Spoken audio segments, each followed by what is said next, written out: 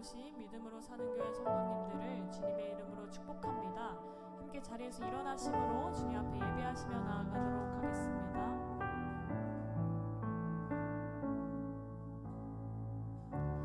주를 위한 이곳에 예배하는 자들 중에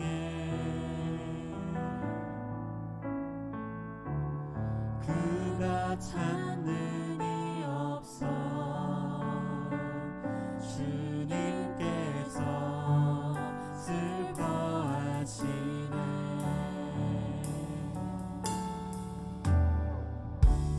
주님이 찾으시는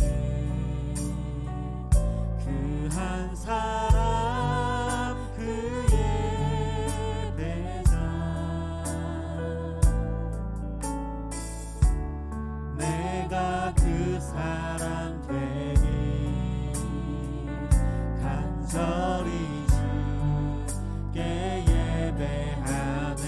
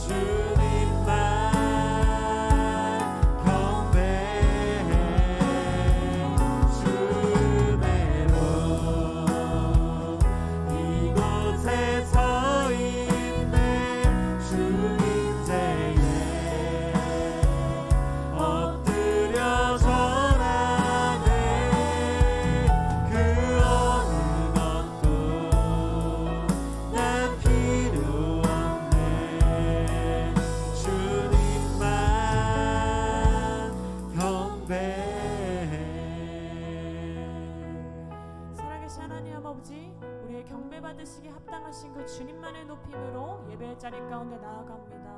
하나님, 우리의 생각과 우리의 마음 속에 있는 그 주님을 뒤로하는 것들, 모든 것들을 내려놓고 온전히 주님만을 높이며 주님의 음성을 듣는 자리로 인도하여 주시옵소서. 우리의 모든 삶을 주관하시는 그 주님께서 이 자리에 나아온 우리의 마음을 주관하시어 온전히 하나님의 말씀을 들음으로 그 말씀을 따를 수 있는 그 믿음을 허락하시옵고 우리의 인도자 되어 주시옵소서.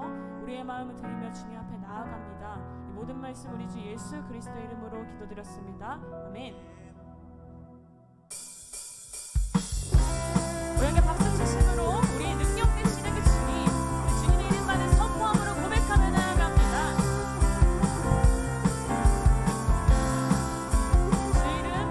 주 이름 큰 능력 있도다 난 믿네 그 이름 예수의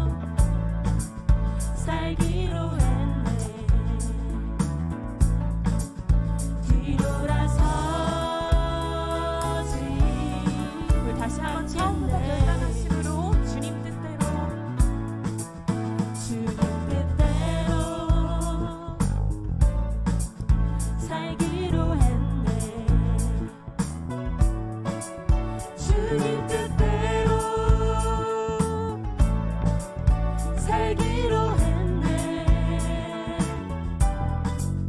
주님 뜻대로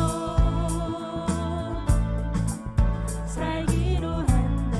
뒤돌아서지 않겠네. 뒤돌아서지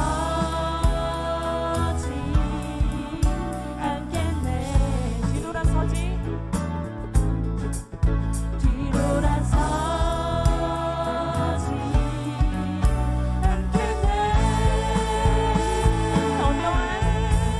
어떠한 시련이 와도 수많은 유혹 속에도 신실하신 주님 약속만 붙들리라.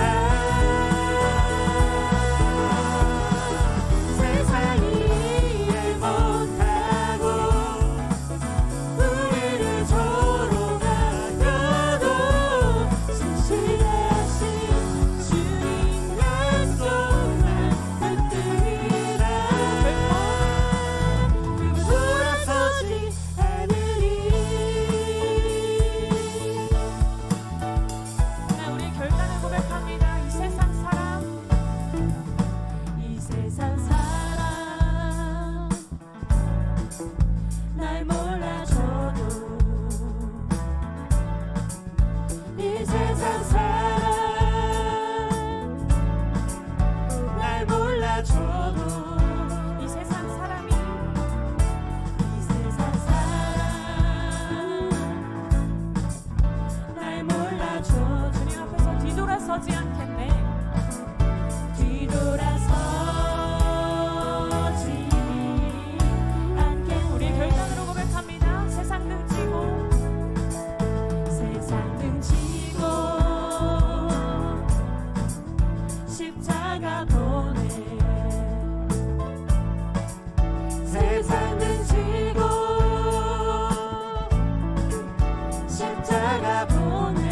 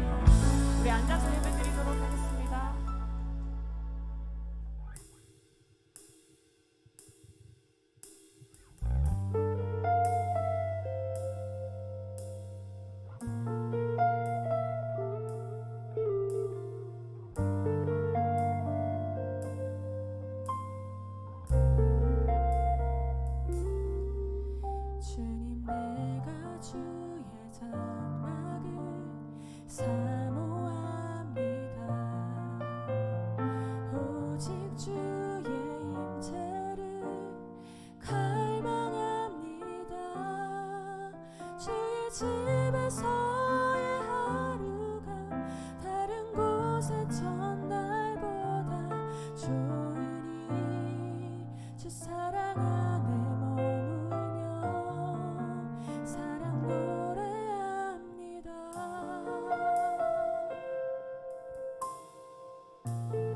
주님 내가 주의 장막을 사모합니다. 오직 주의 인재를 갈망합니다. 주의 집에서의 하루가 다른 곳의 첫날보다 좋으니 주 사랑 안에 머물며 사랑 노래합니다. 나의 평생에 단 한 가지 소원 주의 아름다우심 보며 사랑 노래하는 것 나의 왕 되신 주님의 얼굴 구하며 주 사랑 안에 머물러 사랑 노래합니다. 하나님 이 시간 우리가 그 주님의 음성이 있는 그 자리를 사모합니다. 하나님의 부르심이 있는 그 자리를 사모합니다. 그 주님과 동행하길 소망한다는 그 마음으로 다시 한번 고백합니다. 주님 내가 주의 장막을 사모합니다. 오직 주의 임재를 오직 주의 인재를 갈망합니다. 주의 집에서의 하루가 다른 곳의 첫날보다 좋으니 주 사랑 안에 머물러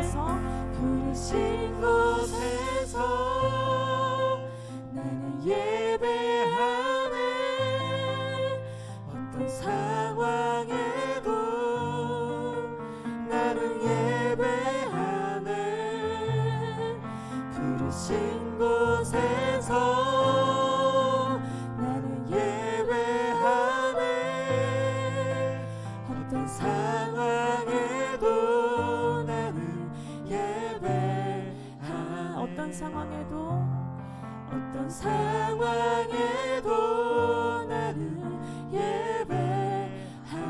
어떤 상황에도 어떤 상황에도 나는 예배하네.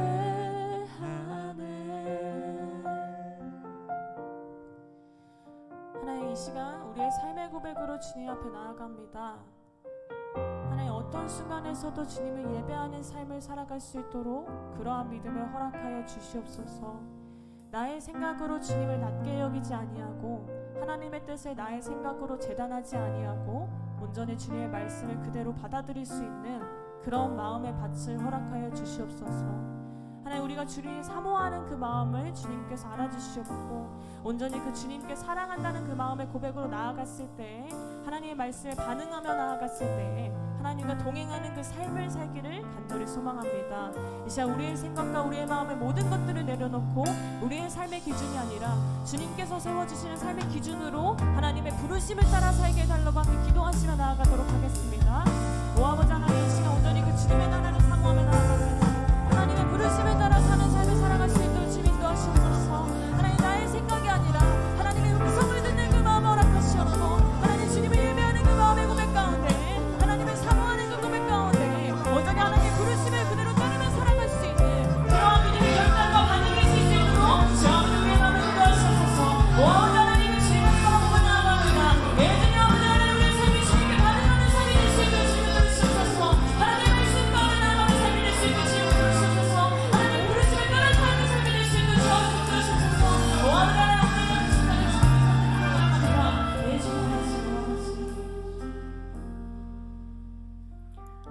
은혜가 풍성하신 하나님, 우리가 그리스도의 이름으로 연합하며 하나님의 부르심 앞에 함께 예배할 수 있게 하심에 감사합니다. 오늘 예배 가운데 넉넉히 베풀어 주시는 하나님의 은혜 가운데 머무르며 주님이 주시는 진정한 안식을 누리게 하옵소서. 주의 전에서의 한날이 궁궐에서의 첫날보다 나음을 오늘 예배를 통하여 경험케 하여 주옵소서. 우리 교회를 위하여 기도합니다. 그리스도의 몸된 공동체인 교회됨을 잊지 않게 하시고 우리가 서로 사랑할 수 있는 능력과 힘을 허락하여 주시옵소서. 우리가 가진 죄로 인해 서로의 다름을 품고 사랑하기에 한계를 느낍니다. 그러나 값없이 주신 하나님의 사랑에 힘입어 그렇게 서로를 향하여 사랑할 수 있는 교회가 되게 하여 주옵소서. 또한 예배 처소 이전 과정에서 필요한 모든 것들을 채워 주시옵시고 주님의 선한 손길로 인도하여 주시옵소서. 비 피해로 인하여 낙심한 수재민들과 복구를 위해 섬기는 모든 손길들을 위하여 기도합니다. 그들의 상심한 마음과 어려움을 헤아려 주옵시고 복구를 위해서 힘쓰시는 모든 분들에게도 함께하여 주시옵소서. 불의의 사고로 목숨을 잃은 이들과 유가족들에게도 함께 하셔서 하나님의 위로를 더하여 주옵소서. 우리의 연약함을 아시고 담당하시며 그런 우리의 삶을 책임지시고 인도하시는 하나님, 오늘 예배 가운데 넉넉히 채우시는 하나님의 은혜가 있게 하여 주옵소서. 이 모든 말씀 예수님의 이름으로 기도드렸습니다. 아멘. 예배자리 가운데 나오신 믿음으로 사는 교회 성도님들을 주님의 이름으로 축복합니다. 이 시간에 저와 함께 바라보시며 서로 축복하시며 고백하도록 하겠습니다. 평화 하나님의 평강이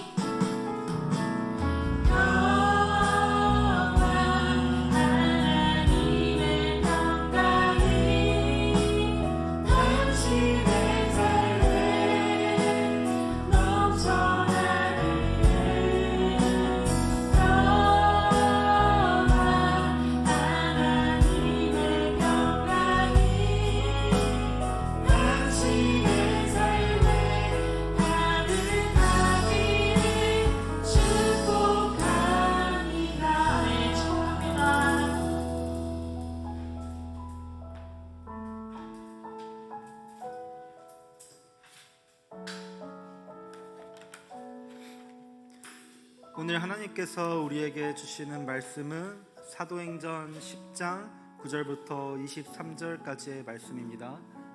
사도행전 10장 9절부터 23절까지의 말씀, 저와 한 절씩 교독하도록 하겠습니다. 이튿날 그들이 길을 가다가 그 성에 가까이 갔을 그때에 베드로가 기도하려고 지붕에 올라가니 그 시간은 제6시더라. 그가 시장하여 먹고자 하매 사람들이 준비할 때에 황홀한 중에 하늘이 열리며 한 그릇이 내려오는 것을 보니 큰 보자기 같고 내 귀를 메어 땅에 들이웠더라. 그 안에는 땅에 있는 각종 네 발 가진 짐승과 기는 것과 공중에 나는 것들이 있더라. 또 소리가 있으되 베드로야 일어나 잡아 먹어라 하거늘 베드로가 이르되 주여 그럴 수 없나이다. 속되고 깨끗하지 아니한 것을 내가 결코 먹지 아니하였나이다 한데 또 두 번째 소리가 있으되 하나님께서 깨끗하게 하신 것을 내가 속되다 하지 말라 하더라. 이런 일이 3번 있은 후 그 그릇이 곧 하늘로 올려져 가니라.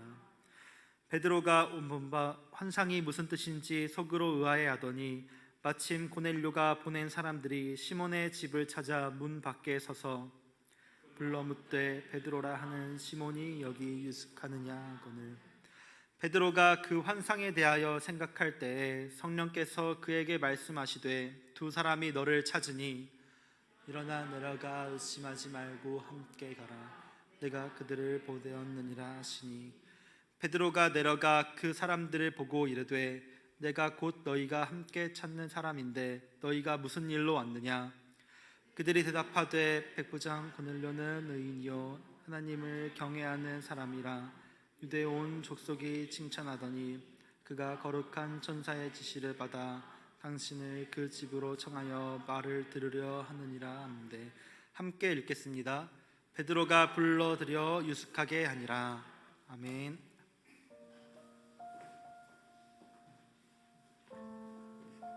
할렐루야. 주일날 이렇게 예배 오신 여러분을 주님의 이름으로 축복합니다. 우리 좌우에 계신 또 앞뒤에 계신 분들에게 이렇게 인사하겠습니다.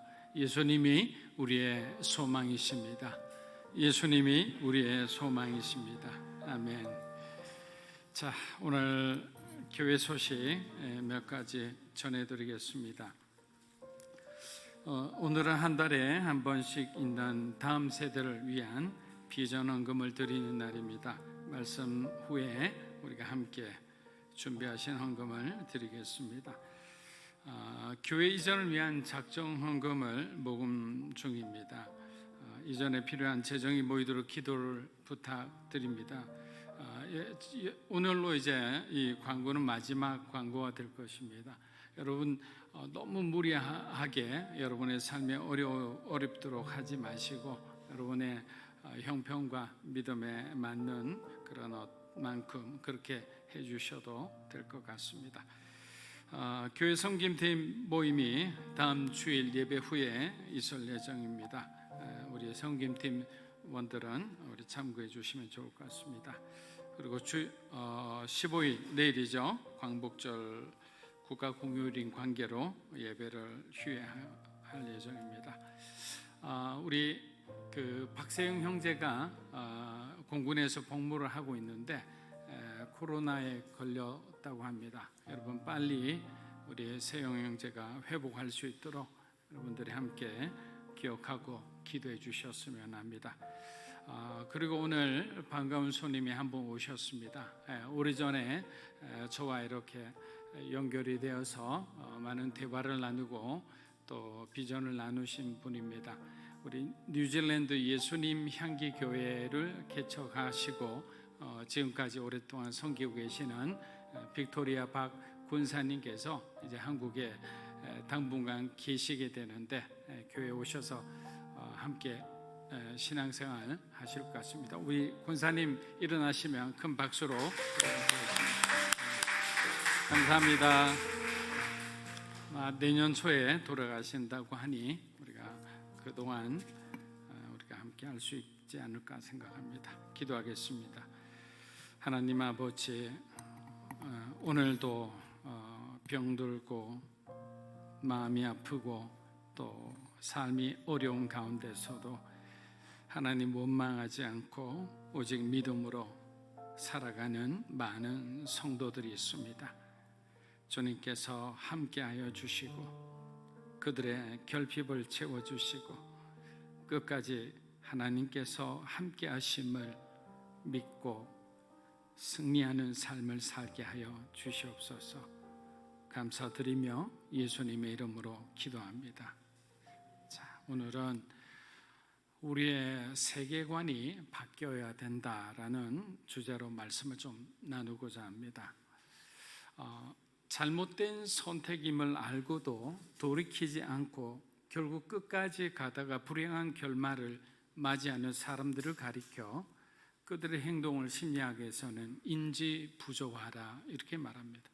미국의 심리학자 레온 페스팅거가 주장한 인지 부조화 이론에 따르면 어떤 목적을 이루기 위해서 최선을 다했음에도 그 결과가 신통치 않을 때 그 사람들은 자신의 어떤 실수와 잘못과 그렇게 기대하지 않은 그 결과에 대해서 그것을 인정하지 않고 어떤 방법을 사용해서라도 자신의 어떤 상황을 합리화하려고 든다고 그렇게 주장했습니다. 예를 들어 담배를 피우는 애연가는 담배를 너무 좋아하지만 동시에 흡연이 건강에 해롭다는 것을 잘 알고 있습니다. 담배가 표지에 인쇄된 혐오스러운 사진을 볼 때마다 금연을 해야 한다는 마음을 먹지만 실행을 한 적은 단 한 번도 없습니다.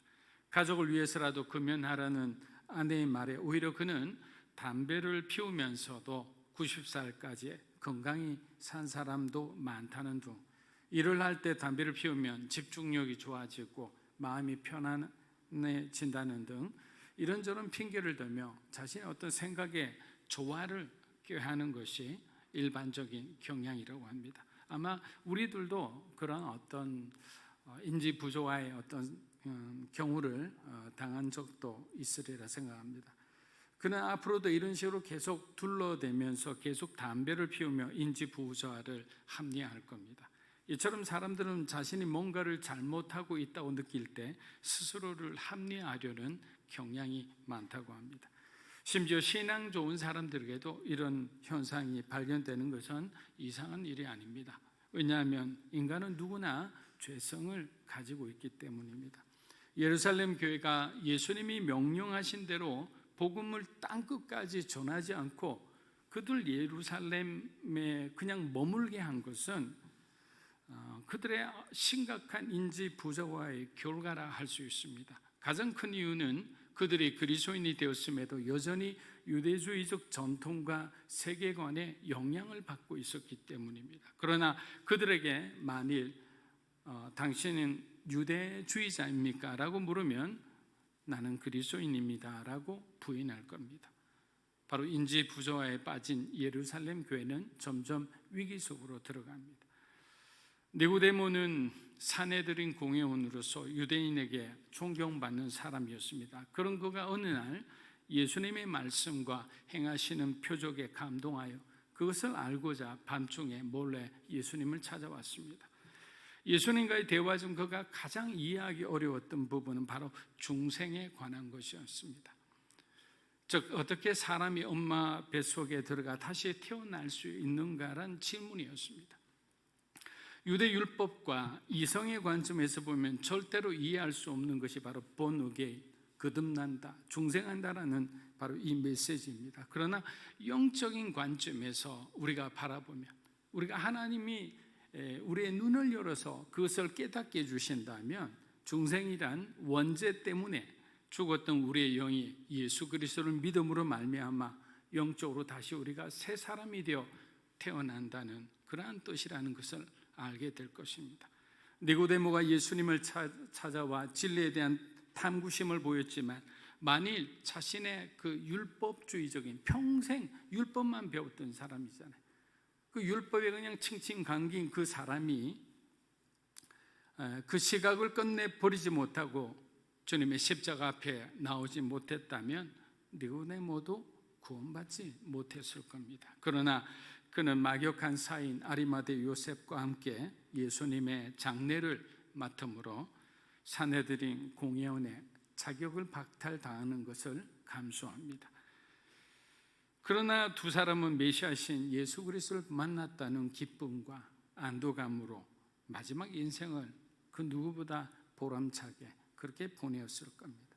설사 죽는다 해도 주님을 다시 만나게 되니 죽음이 무엇이 두렵겠습니까? 그렇기 때문에 우리가 어느 정도의 믿음의 어떤 고지에 올랐으면 그동안 우리가 애착하고 집착했던 그 모든 것이 아무것도 아닌 것이 되는 거예요. 그런데 우리는 그 하나님의 깊은 그 영광의 어떤 지성소까지 들어가지를 못하고 있는 거예요. 그러니까 세상이 보이고 미운 사람이 보이고 나의 삶에 무거운 그 많은 상처와 짐들만이 보이게 되는 거예요. 그런 어떤 무거움을 느끼게 되면 우리의 삶은 어두워질 수밖에 없잖아요. 여러분의 표정은 밝지 못하는 거예요. 그런데 하나님의 영광을 바라본 사람은 지금까지 자기가 살아왔던 그 모든 것을 다 내려놓고 너무도 가벼운 그런 헌신된 주님과 동행하는 삶을 살 수 있다는 것입니다. 그래서 여러분의 삶이 만일 무겁다면, 인지 부조화의 어떤 늪 가운데 우리가 빠져 있다면 다시 한번 우리가 하나님께 기도하며 주님이 우리를 진정 자유케 해주기를 위해 기도해야 되리라 믿습니다. 오늘 등장하는 베드로도 다른 사도들에 비해서는 열린 마음을 가졌지만 아직도 그가 바라보는 관점은 이방인보다는 절대적으로 유대인 퍼스트라는 그런 생각에 젖어 있었습니다. 그러나 훗날 이방인의 사도가 된 바울은 이렇게 주장하고 있음을 우리는 알아야 합니다. 로마서 15장 18절에서 19절입니다. 그리스도께서 이방인들을 순종하게 하기 위하여 나를 통하여 역사하신 것 외에는 내가 감히 말하지 아니하노라. 그 일은 말과 행위로 표적과 기사의 능력으로 성령의 능력으로 이루어졌으며 그리하여 내가 예루살렘으로부터 두루 행하여 일루리곤까지 그리스도의 복음을 편만하게 전하였노라. 자, 이 책은 로마에 있는 그리스도인들에게 보낸 편지입니다. 바울은 이방인 전도가 자신으로부터 시작된 것이 아니라 성령의 능력으로 이루어졌다고 지금 분명히 말하고 있습니다. 19절을 보면 바울이 성령께서 나를 통해 일루리곤까지 복음을 전하게 하셨다라고 했는데 여기서 일루리곤이라는 곳은 지금의 알바니아라는 나라의 땅입니다. 로마인들에게 동유럽에 위치하고 있는 알바니아까지 복음이 전해졌다고 말한 이유가 무엇일까요? 복음에 대한 그들의 시각을 바꾸자는 거예요. 로마는 자신이 천하의 중심이라 생각했어요. 그래서 모든 것은 로마로 통한다고 생각을 했습니다. 그런데 로마로부터 복음이 전해진다라는 생각은 그들이 하지 못했던 거예요. 그냥 오직 로마였어요. 그런데 여러분은 어떻습니까? 복음은 어느 한 곳에 머물러 있어서는 안 되는 거예요.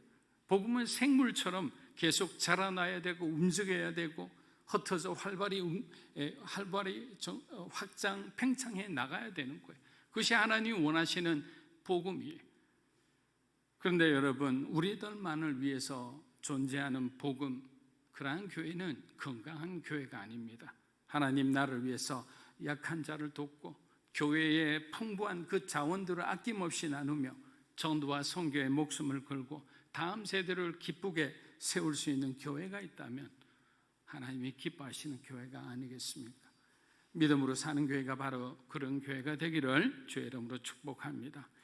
사도행전 10장 9절에서 11절입니다.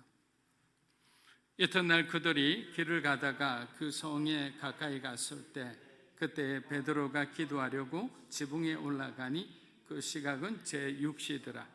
그가 시장하여 먹고자 하며 사람들이 준비할 때에 황홀한 중에 하늘이 열리며 한 그릇이 내려오는 것을 보니 큰 보자기 같고 내 귀를 메어 땅에 들이었더라.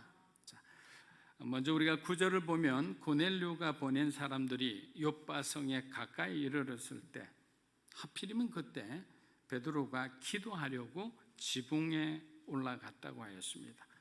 여러분, 이 시간 베드로가 기도하는 이 기도는 아주 중요한 의미를 지니고 있습니다. 베드로는 앞으로 일어날 일에 대해서 아무것도 모르는 상태입니다. 그렇기 때문에 이 아무것도 어떤 일이 일어날지 모르는 상태에서 베드로가 하나님 앞에 기도하러 올라갔다는 것은 굉장히 중요한 의미를 갖고 있기 때문입니다. 첫째는 어떤 의미입니까?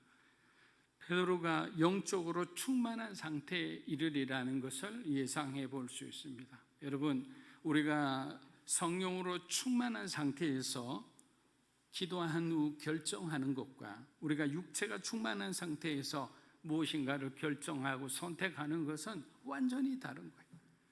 180도 다른 어떤 선택을 하게 될 거예요. 그렇기 때문에 기도하지 않으면 우리가 아무것도 기대할 수 없는 거예요. 그러나 기도하기 시작하면 우리의 영은 하나님께만 집중하게 될 거예요. 그러면 하나님께만 집중하면 보이지 않던 그 하나님의 음성이, 주님의 모습이 우리에게 마음속에 보여질 거예요. 들리지 않는 주님의 음성이 우리 마음속에 뚜렷이 들려질 거예요. 그렇게 우리가 하나님의 음성을 듣게 되면, 하나님의 뜻을 우리가 분별하게 되면 어떻게 됩니까? 올바른 길을 걸어갈 수 있겠죠. 그곳에 주님이 계실 거예요. 그런데 우리가 육체로 충만하고 우리의 욕심으로 충만한 상태에서 우리가 어떤 것을 선택할 때는 반드시 그곳에는 불행한 어떤 우리의 삶의 선택의 결과만이 남아있을 뿐입니다. 만약 베드로가 기도하지 않았다면 과연 그가 끝까지 순종했을까요? 두 번째, 기도가 의미하는 것은 베드로의 기도를 통해 하나님의 놀라운 역사가 일어날 것임을 우리가 예견할 수 있습니다. 기도를 시켰다는 것은 뭔가 하나님께서 베드로의 기도를 통해 하나님이 일으키시고자 하는 뭔가 기적이 있다는 그런 어떤 생각을 충분히 해볼 수 있는 거예요. 하나님은 베드로가 부인할 수 없도록 기도 시간의 환상을 통해 주님의 뜻을 보여주신 거예요. 10절을 보면 그가 시장하였다고 합니다. 당시 유대인들은 하루에 2끼를 먹었다고 합니다. 아침 9시에서 10시 사이에 한 번, 그리고 저녁 6시경에 한 번입니다. 그런데 정오에, 육시라는 것은 오전 12시 정오를 뜻하는 거거든요. 아침 정오에 시장길을 느꼈다는 것은 그날 베드로가 아침을 먹지 않았음을 의미합니다. 그가 금식을 했을까요? 그것은 잘 모르겠습니다. 기록에 나와 있지 않으니까. 베드로는 기도를 하면 할수록 배가 고파 사람들에게 아침 식사를 부탁할 정도였습니다. 여러분, 하나님께서 왜 베드로를 굶기셨을까요? 하나님께서는 이방인들이 복음을 듣지 못해 굶주려 있는 모습을 베드로의 굶주림을 통해 그가 깨닫기를 원하셨던 겁니다. 즉 베드로가 육적으로 허기를 느끼고 있던 바로 그 시간에 이방인들은 영적으로 허기를 느끼고 있었던 거예요. 똑같은 갈망이 뭔가 얻기를 원하는데 베드로는 음식을 얻기 원했어요. 무두장이 집에 구했다는 것은 굉장히 베드로의 인품과 그의 믿음과 그의 성품을 알 수 있는 거예요. 무두장이가 어떤 사람입니까? 시체의 가죽을 가지고 가죽을 두들겨 만드는 사람이에요. 율법에 보면 무두장이와 결혼한 사람은 그 자체로 이혼할 수 있는 권리를 가진다고 할 정도로 무두장이는 아주 천한 직업을 가진 사람이었어요. 그런데 욥바이는 다비다라는 아주 부잣집 사람을 살려놓고도 베드로는 그곳에 머물지 않았습니다.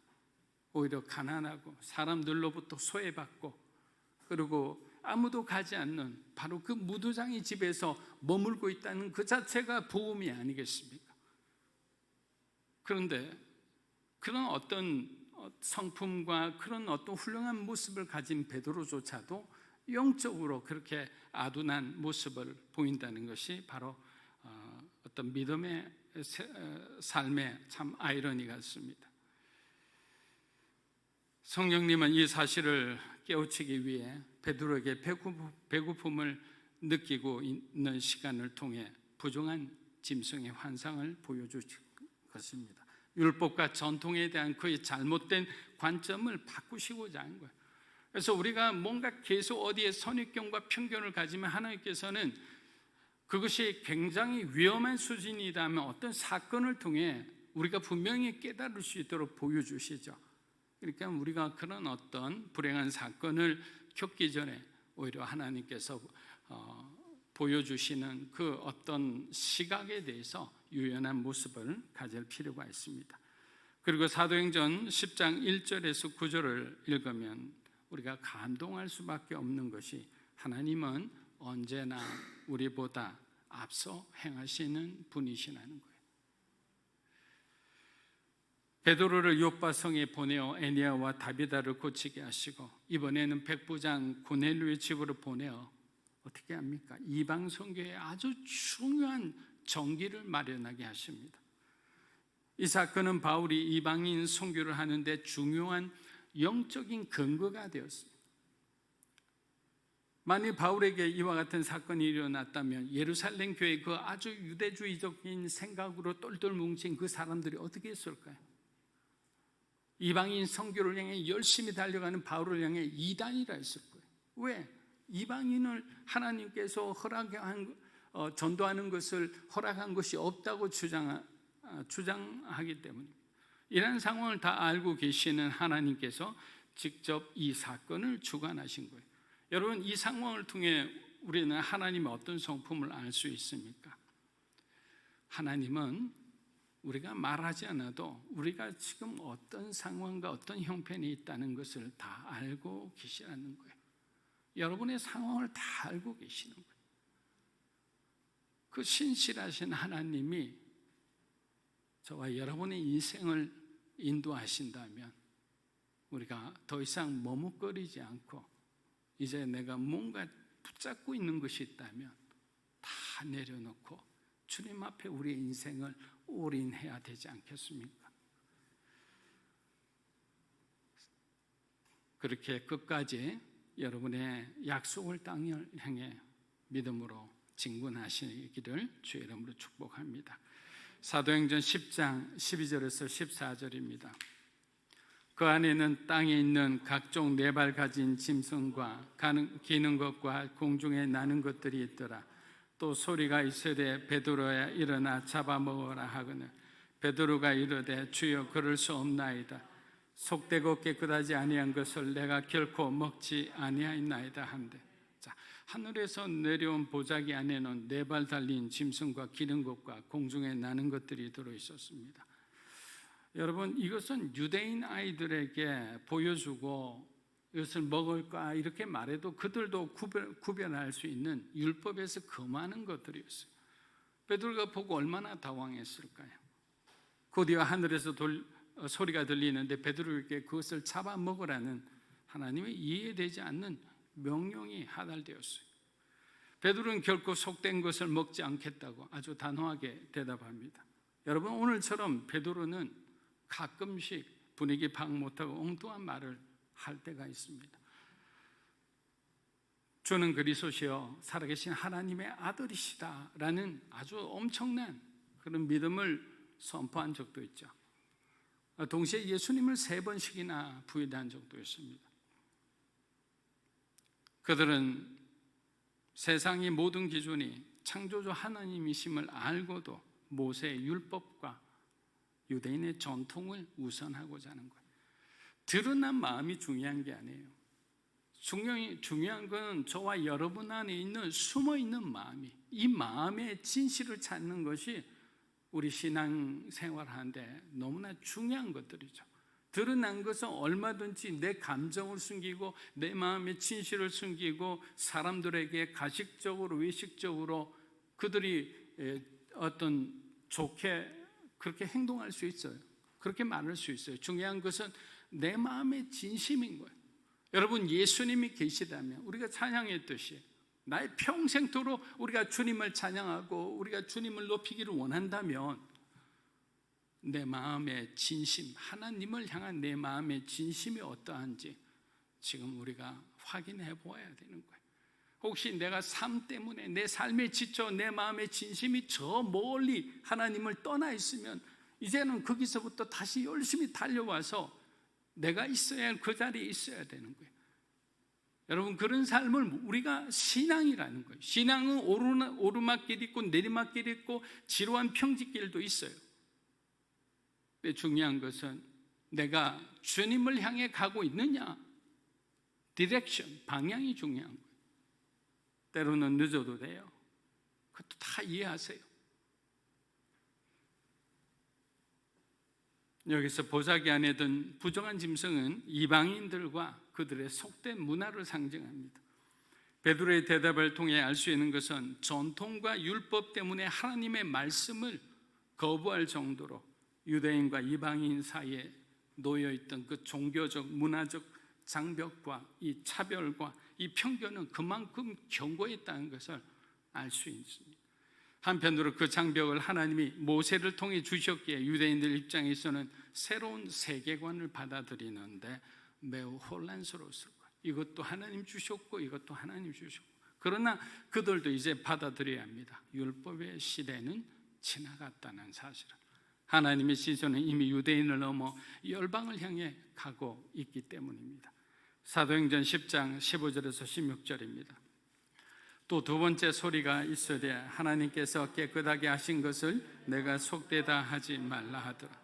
이런 일이 3번 있은 후 그 그릇이 곧 하늘로 올라져 가니라.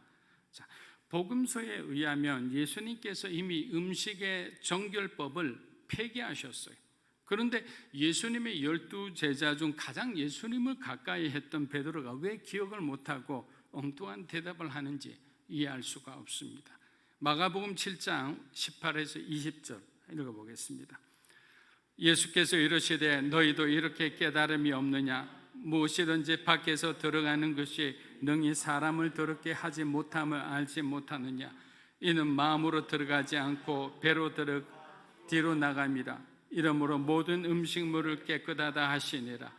또 이르시되 사람에게서 나오는 그것이 사람을 더럽게 하는, 우리 입에서 나가는 쓴말들, 거짓말들, 누구를 비방하고 누구를 비난하는 말들, 이런 말들이 독하고 하나님 보시기에 거룩하지 않는 것이지, 우리가 먹는 음식, 제사를 위해 바쳤다, 뭐 하나님 주신 음식인데 하고 우리가 먹으면, 믿음으로 먹으면 그 아무것도 관계가 없는 거예요.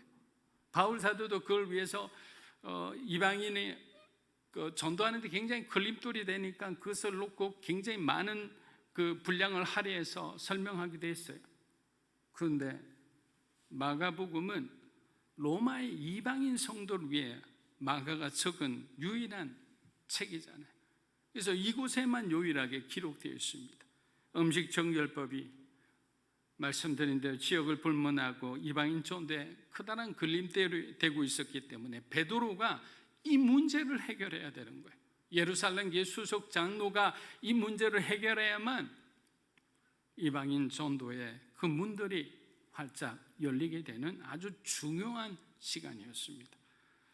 성령님은 베드로에게 하나님께서 깨끗하게 하신 것을 사람이 속되게 하지 말라고 단호히 말씀하심으로 그와의 대화를 마칩니다. 사랑하는 여러분, 우리가 이 말씀에 비춰보면 우리들에게 어떤 큰 상처를 주신 사람들이 있을 거예요. 하나님이 그 사람을 만일 사랑하고 용서하라면 사실은 당황할 거예요. 우리가 그때 할 수밖에 없는 것은 나 같은 죄인을 하나님도 먼저 우리를 찾아와 사랑하시고 또 우리의 죄를 용서하시고 우리를 이렇게까지 세워주셨는데, 우리가 하나님이 사랑하라고 한 그 대상을 용서할 수 없다는 것은 하나님 앞에 우리가 불순종하는 것이죠. 그런데 그것이 왜 쉽지 않느냐면 우리에게 그 사람에게 줄 그런 사랑의 어떤 그 공간이 없는 거예요. 그럼 어떻게 하면 알 수 있는가? 먼저 우리가 하나님의 사랑을 충만하게 경험하면 그 사랑이 우리 안에 부어지니까 그만큼 우리가 누군가를 사랑할 수 있는 공간이 생기는 거예요. 그래서 여러분들이 만약에 아직도 누군가를 미워하고 그 미움이 아직도 사라지지 않았다면 먼저 저와 여러분이 성령으로 충만해야 돼요. 하나님의 사랑으로 우리가 충만해지면 비로소 그때 우리가 누군가를 품고 그렇게 함께 나아갈 수 있는 겁니다. 이것은 경험해 본 사람만이 알 수 있는 거예요. 그래서 그분들의 간증을 들으면 대단하죠. 근데 내 마음은 여전히 요동하지 않는 거예요. 근데 순종해야 됩니다.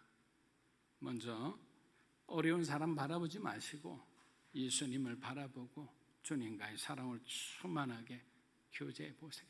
말씀으로, 기도 가운데. 그러면 내가 채워지면 당연히 흘러갈 수밖에 없어요. 여러분, 인간의 욕심으로 쌓은 재물은 썩어지는 것이지만 하나님이 우리에게 주신 그 사랑은 누군가에 흘러갈 수밖에 없는 그런 속성을 가진 거예요.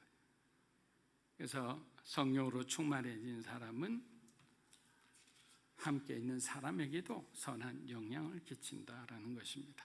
사도행전 10장 17절에서 21절입니다. 베드로가 본 바 환상이 무슨 뜻인지 속으로 의아해하더니 마침 고넬료가 보낸 사람들이 시몬의 집을 찾아 문 밖에 서서 불러 묻되 베드로라 하는 시몬이 여기 유숙하느냐 하거늘 베드로가 그 환상에 대하여 생각할 때 성령께서 그에게 말씀하시되 두 사람이 너를 찾으니 일어나 내려가 의심하지 말고 함께 가라. 내가 그들을 보내었느니라 하시니 베드로가 내려가 그 사람들을 보고 이르되 내가 곧 너희가 찾는 사람인데 너희가 무슨 일로 왔느냐. 아주 드라마틱한 장면이죠. 베드로가 한참을 고민하고 있을 때 고넬료가 보낸 사람들이 무두장이 시몬의 집에 도착합니다. 여러분, 이 장면을 영화로 찍는다면, 저는 방송을 오래 했기 때문에 그런 시각으로 자꾸 보게 되는 것 같아요. 주인공과 사랑하는 사람이 우연을 가장한 필연적인 만남을 하는 그 씬과 너무나 비슷한 거예요. 그들이 시몬의 집에서 베드로를 찾는 바로 그 순간 성령의 음성이 베드로에게 들렸기 때문에 두 사람이 너를 찾으니 의심하지 말고 그들과 함께 가라는 거예요. 그 길이 내가 너에게 보내는 길이라는 거예요. 그래서 하나님 뭐라고 합니까? 내가 그들을 보내었다. 의심하고자 하는 그 마음을 그냥 아예 차단한 거예요. 내가 보낸 사람들이네. 베드로는 자기가 알지 못하는 백부장의 초청에 아주 무척 당황했을 거예요. 그리고 자신이 본 환상과 하나님의 말씀을 떠올리며 도대체 내가 어떻게 하나. 사랑하는 여러분, 하영조 목사님 말씀처럼 신앙은 모험이고 도전과 같은 거예요. 이런 일이 계속 우리의 삶 가운데 일어난다는 것을 여러분 결코 부정적으로 보지 마세요. 왜 내 삶이 이렇게 파도처럼 이렇게 뭔가 이렇게 계속 올라갔다 내려갔다 할까? 여러분, 모험과 도전이란 성령께서 때로는 우리가 갑이 되게 하시고 때로는 우리에게 을이 되게 하시고 때로는 우리의 삶이 병이 되게 하시는 그런 어떤 과정에서도 환경에 굴복하지 않고 주님을 의지하여 믿음으로 승리하는 삶의 그런 어떤 모습을 우리는 모험과 도전이라는 거예요.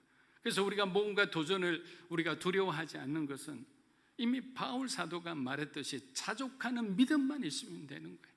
늘 우리가 만족하지 못하고 늘 마음속에 불만이 넘치면 내가 지금 하나님이 축복해서 있는 그 자리조차도 내 마음은 불만으로 가득 찰 거예요. 그러나 자족하는 마음이 있다면 내가 갑이든 을이든 병이든 어떠한 모습으로 어떠한 형편이 있든지 우리가 만족하고 주님을 섬기며 살아가면 그 자체가 승리하는 삶인 거예요. 그냥 뭔가 대단한 일을 해서 많은 사람들에게 스포트라이트를 받고 찬사를 받는 것이 승리하는 그리스도인, 빛나는 빛과 소금 같은 그런 삶이 아니에요. 어떠한 형편이 있든 지금 하나님께서 머물게 하신 그곳에서 우리가 하나님을 의지하며 살아가는 삶이 또 하나님을 찬양하며 살아가는 삶이 승리하는 그리스도인의 삶이라는 것입니다. 베드로는 자신의 인생에 이방인들과 교류한 적이 한 번도 없었습니다. 그렇다고 새로운 패러다임을 거부할 수도 없는 것입니다. 하나님은 그런 베드로에게 사도행전 1장 8절의 의미를 다시 한번 새겨주고 계시는 거예요. 여러분, 사도행전 1장 8절은 유대인 출신 그리스도인들에게 세계관의 변화를 촉구하는 말씀이에요. 그렇잖아요. 우리가 성령의 능력을 받으면 어떻게 되나요? 예루살렘과 온 유대와 사마리아와 땅끝이잖아요. 그들의 입장에서는 예루살렘과 온 유대는 쉽게 받아들이기 쉬워요.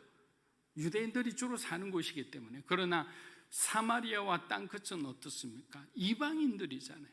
그러니까 자기들이 예수님이 마지막으로 이 땅에서 남겨주신 그 말씀조차도 자기들이 재단해 놓고 여기는 되고 여기는 안 돼, 이런 편견을 갖고 있었던 거예요. 그러나 하나님께서는 고넬료의 집에 방문을 통해 베드로와 함께 또 놀라운 역사를 이루게 됩니다. 말씀을 마무리합니다. 하나님은 행동하시는 하나님이세요. 일어나 그들과 함께 가라. 일어나 가야 그가 기도한 대로 역사가 일어나는 것입니다.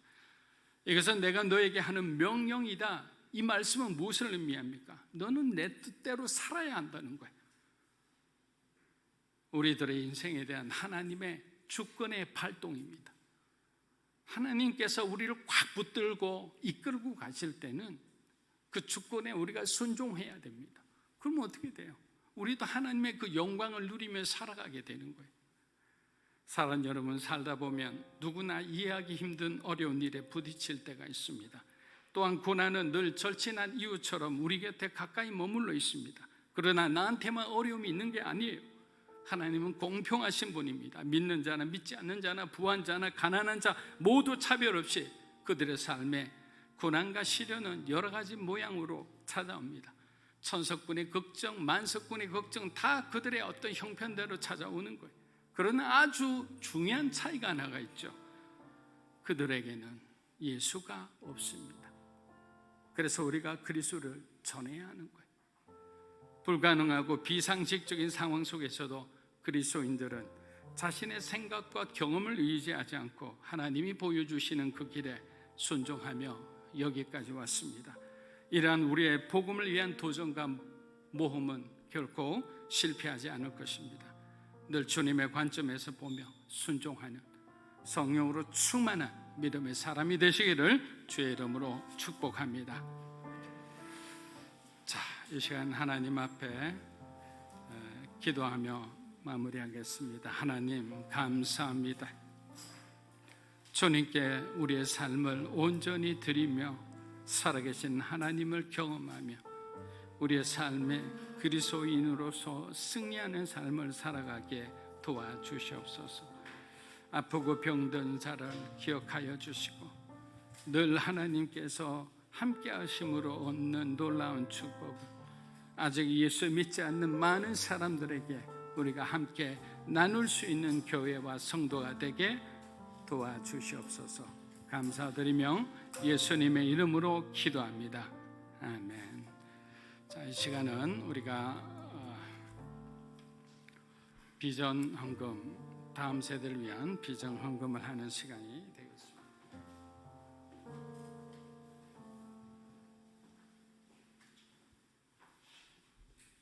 함께 비전 찬양하며 비전 헌금하겠습니다.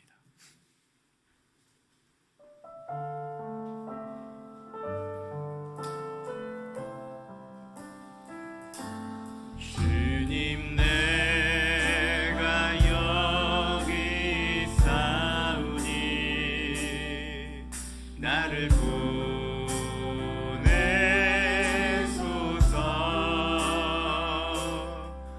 나의 맘 나의 몸 주께 드리오니 주 받으옵소서.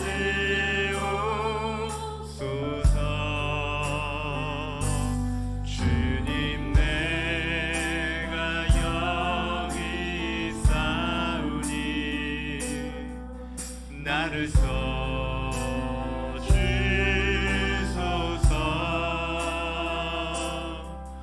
가진 것 모두 다 주께 드리오니 주 받으옵소서.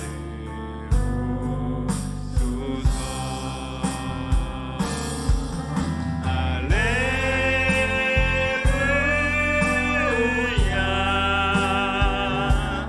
할렐루야